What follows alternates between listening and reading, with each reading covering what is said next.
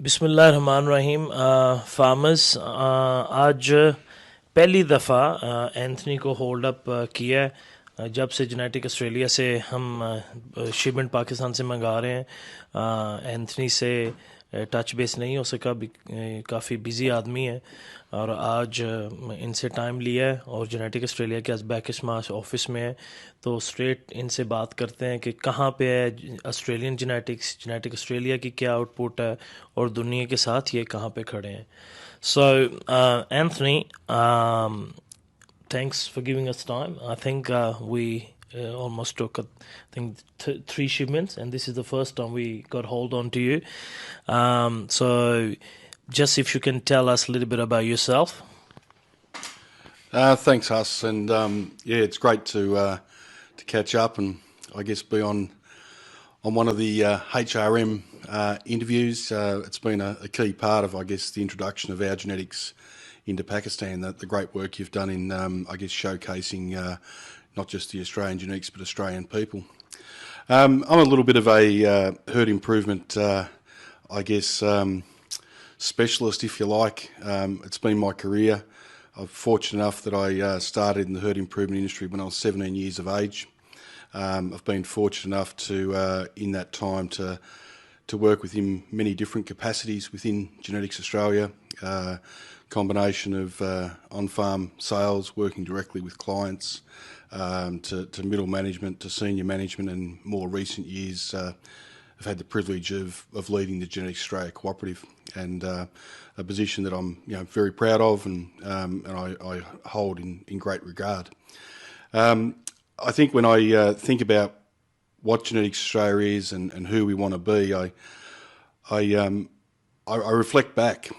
Genetics Australia was formed in 1958, so we're well into our mid-60s now in terms of age, and the very early directors of the cooperative had a vision, and that vision was around generating greater prosperity within farming families and farming communities, and a part of that prosperity was through the development of greater tools that farmers could use. Tools such as improved genetics, even tools in terms of performance measurement, herd recording. So I think about that, as being a vision back in 1958, and I sort of reflect on, what's the key vision for Genetics Australia and the products that we produce? And it's not a lot different today. I mean, we're privileged to have so many more tools and so many different applications to be able to apply to those improvements. But realistically today, our vision is still to continue to provide superior genetics to our customers for greater productivity and prosperity, and still a really strong part of who we stand for. Thank you. Thanks. Basically, farmers, Anthony اس سے پہلے heard improvement کے ساتھ کام کرتا رہا تقریباً ساری زندگی، اور ہرڈ ریکارڈنگ، جینیٹکس کے راؤنڈ سیل. اور پھر جو میرا دوسرا کویشچن ان سے یہی ہونا تھا کہ جینیٹک آسٹریلیا کے بارے میں بتائیں، تو وہ انہوں نے پہلی لاٹ میں ہی بتا دیا ہے کہ جینیٹک آسٹریلیا 1958 میں یعنی 1958 میں فارم ہوئی، اور اس کے بعد ایک کمپلیٹ پراسپیرٹی کے ساتھ انہوں نے جینیٹکس امپروو کرنے کے لیے فارمر کے ساتھ کام کیا. اس کے بعد ایک تقریباً پچھلے کچھ عرصے سے یہ پوری ٹیم کو جینیٹک آسٹریلیا کی یہ لیڈ کر رہے ہیں. تو یہ اس کی رفلی سمری تھی. Anthony, obviously you told us in intro about Genetic Australia. So it started in 1958. Tell us more about structural way. I know from Rob that it's a farmer co-op. Is anything else you add to the farmers? Yeah, thanks, Huss. Yeah, I guess we are a farmer cooperative. Today we have just over or just on 1,000 members, and I guess a key part of what we would consider is working within industry for the continued development of herd improvement as well. A number of our members are also our key breeders. The farms and the farmers that generate a lot of the great genetics we have. I know many of the audience would be familiar, particularly with Mr. Brian Dixon, of Emu Bank Holsteins, and the number one Holstein herd in the country. And Brian's genetics have had an enormous impact on not just the Genetics Australia Cooperative, but on our overall and ongoing programs. So for us, it's very much a relationship with our shareholders. So it's not just us providing products; it's also products in terms of young bulls coming back to us. Other services we have, Huss, we provide farmers with a tool called Gene Screen. I've actually got the logo on my mug here. It's an application that we use to support decision making on farm, allowing farmers to use their own genetic breeding values to place over the bull that they may be using, so to potentially be able to select for specific traits or general improvement in certain areas. Overall, I'd like to think that the cooperative has been critically important in creating what I would consider to be a global pool of genetics here in Australia. We've had a really open mind around what our breeding program looked like in terms of ensuring that we were bringing the absolute best of genetics for wherever they may come from around the world. So Anthony का यही कहना था कि ये farmer co-op है, तो ये सिर्फ फार्मर्स को जेनेटिक्स नहीं देते, जो इनके टॉप ब्रीडर हैं, जैसे इन्होंने ब्रायन डिक्सन का कहा, उनसे टॉप जेनेटिक्स लेते भी हैं. जैसे उनका बुल है कार्टेल, उसके अलावा जो सुपर पावर, ये सारे जो इवन ब्रायन के बुल थे, क्रिसमस वगैरह, ये जेनेटिक ऑस्ट्रेलिया ने उनसे लिए भी, और फिर ऑफ कोर्स वो बाकी फार्मर्स में करते हैं. फिर इन्होंने जीन स्क्रीन का बताया. जीन स्क्रीन ऐसे है कि जो फार्मर की विजन है या उसके मुताबिक वो डाटा उसमें डालते हैं, तो फिर उनके वो डिज़ायर्ड बुल उनके आगे कर सकते हैं. इस पर डिटेल वीडियो भी हो सकती है. Anthony, you were just mentioning about your genetics to the rest. You explain us in more of a layman language, more simplified language, so my farmers can understand. Where Australia stands compared to the rest of the world. Obviously, since we have ABVs, we sort of moved away from North American sort of index to what suits Australia. But in terms of genetics and productivity, in terms of export quality, where are we? Yeah, it's a great question, Huss, and you did say to answer in basic terms, and in many ways it's not quite a question I think you can answer directly simply. There's one thing's for sure, that a confined animal, wherever that confined animal may be around the world, will have a higher production yield than a pasture animal. The high proportion of Australian farmers are operating in pasture environments. Therefore, they're not in confinement. So naturally, the average production on farm is quite lower to that of a country or a farm unit that's of confined management. Where are we today? We've got actually a world-class program, and it's a little bit to what I just mentioned before. We've infused genetics from right around the world to target the matters that are important for producers. And those matters, breeding values, they change over a period of time. If I reflect back to when ABVs were first started in Australia, and the anniversary of that 40 years is actually coming up early next year.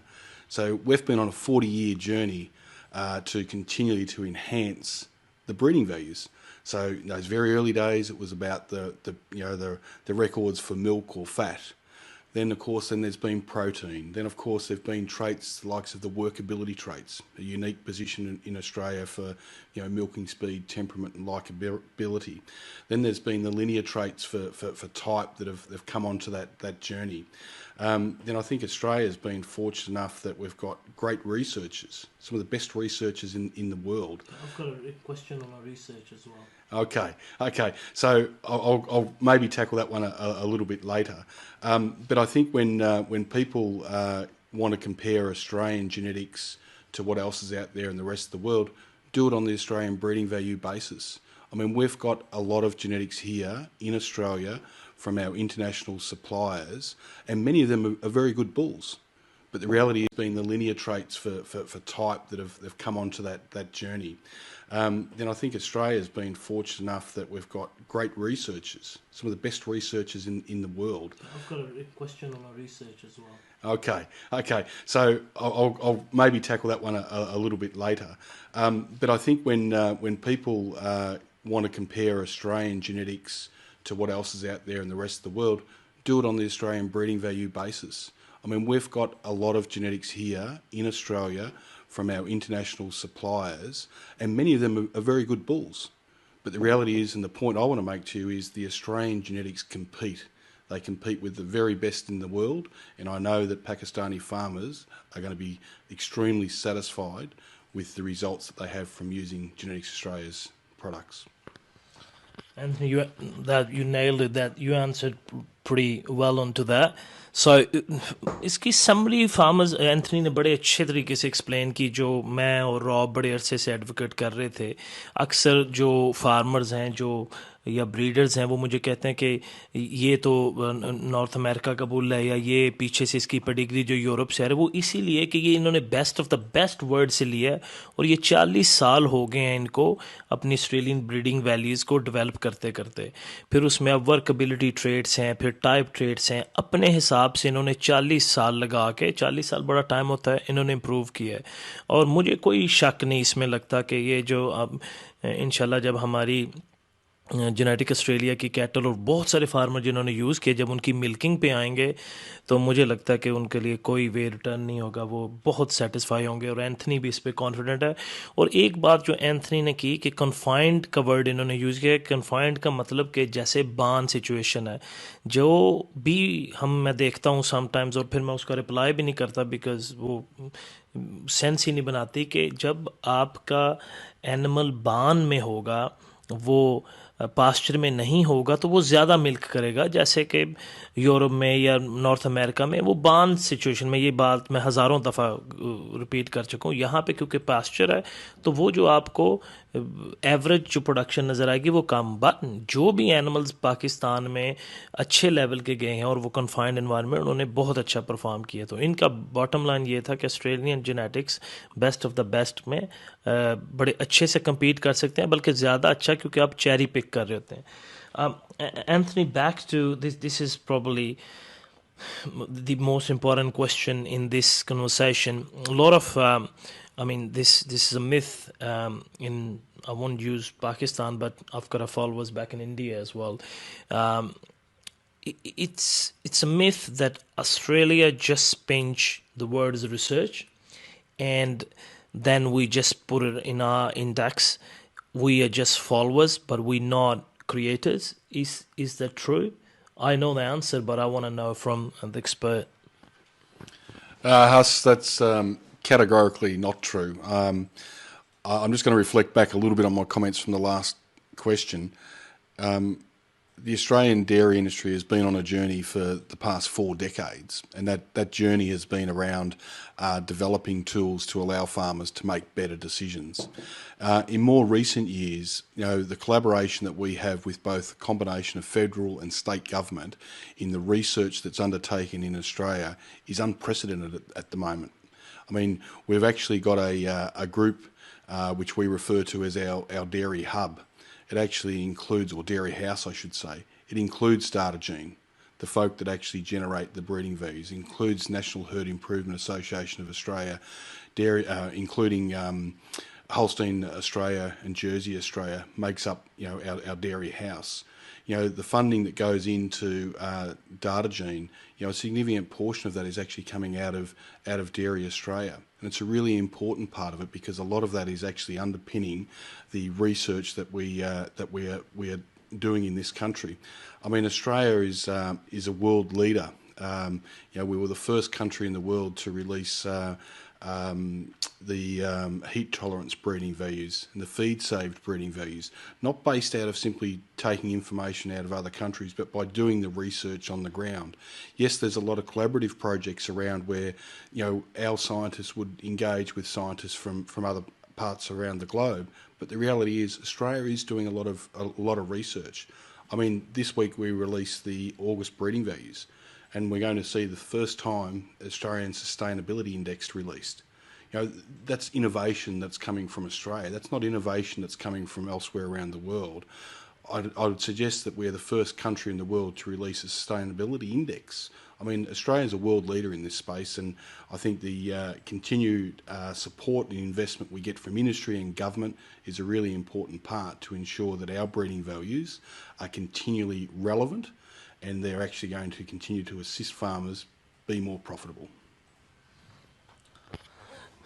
Farmers یہ آپ کے سننے کے لیے بڑا زبردست ہے. اس کو میں جتنا سمرائز کر سکوں, یہ میں نے ان سے کوشچن کیا تھا کہ ہمارے ساؤتھ ایسٹ ایشیا میں متھ ہے کہ آسٹریلیا میں ریسرچ نہیں ہوتی, یہ جسٹ فالوور ہیں.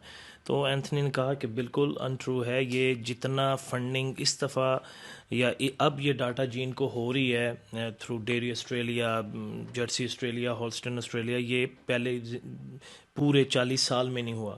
اور اسی لیے بھی انہوں نے ایک نیا ٹریڈ جو ہے انڈیکس جو ہے سسٹینیبلٹی انڈیکس, جس پہ بعد میں ویڈیو کریں گے, یہ پہلے آسٹریلیا ہے جس نے انٹروڈیوس کیا ہے. فیڈ سیفٹ آسٹریلیا سب سے پہلے تھا, ہیٹ ٹالرنس میں آسٹریلیا سب سے پہلے تھا, اور ابھی بھی بہت سارے جو ٹریڈس ہیں ان پہ ورکنگ ہے, اور پھر ورلڈ وائڈ اس کی کولیبوریشن ہے. تو ایک میسو ریسرچ جو کہ میں لیب سے ڈاٹا جین سے آپ کو دکھا بھی چکا ہوں, مگر آپ کو بار بار اس لیے کہ آپ کو دکھانا کہ جو آپ جینیٹکس یوز کر رہے ہیں وہ ورلڈ کلاس ہیں اور باقیوں کے ساتھ نیک ٹو نیک ہیں, وہ بھی جو باقیوں کے ٹاپ کے ہیں.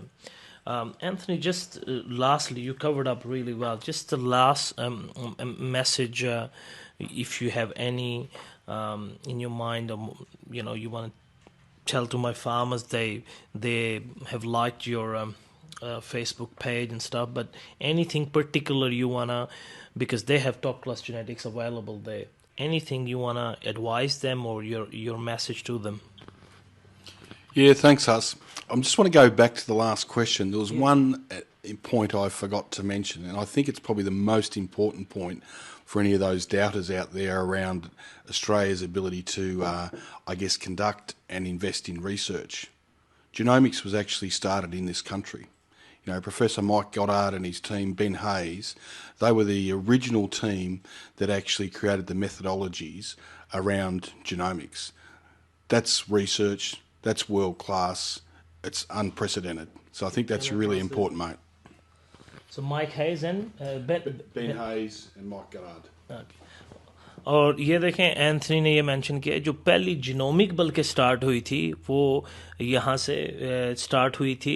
مائک ہارڈ اور بین ہیز اس کے انیشیٹر تھے, دونوں پروفیسر تھے, اور جو جینومک شروع ہی آسٹریلیا سے ہوئی تھی, یہ اینتھنی نے مینشن کیا ہے. تو وہ لوگ جو کہتے ہیں کہ ان کا R&D پہ کوئی ریسرچ نہیں ہے, یہ بیسیکلی ان کے لیے ہے. آئی نو بہت سارے فارمر اس کو ٹرسٹ کرتے ہیں ہر چیز, بٹ آپ کو فیکٹس بتانا بہت ضروری ہے. The message thing. Okay, yeah, just a quick message. We're enjoying our relationship with Pakistan. It's a really important part of, our strategy to continue to invest in our business, that we expand our international markets. We don't make no secret around that. We encourage all Pakistani dairy farmers to look to HRM for the great range of Australian genetics that's available, whether that be the very, very best of our Holstein breeds, our Jersey breeds, or even some of our red breeds. Genetics Australia is a privilege to be a partner with HRM and Pakistani dairy farmers, and I look forward to some time coming in and visiting you in Pakistan. Thank you. Thanks Anthony. Anthony کا basically آپ کو یہی message ہے کہ ہم بڑے خوش ہیں کہ ہمارا جو جینیٹکس ہے وہ پاکستان میں یوز ہو رہا ہے, اور یہ best of the best available ہے.